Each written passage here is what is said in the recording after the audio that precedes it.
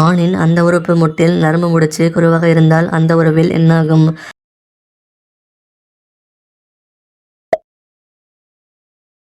அந்த உறவில் ஈடுபடும் ஆணுக்கு ஆணின் அந்த உறுப்பு தடிமனாக இருந்தால் என்ன நடக்கும்?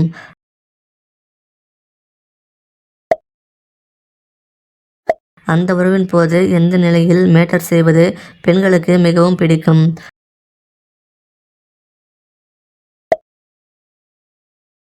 அந்த உறவில் பெண்கள் எந்த ஆணின் அந்த உறுப்பின் வடிவத்தை அதிகமாக விரும்புகின்றனர்?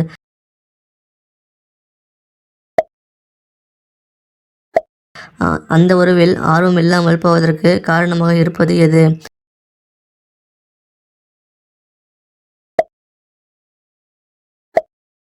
ஒரு பெண் அந்த உறவின் போது ஆண் நல்லவன் என்று எப்படி கண்டுபிடிக்கிறாள்?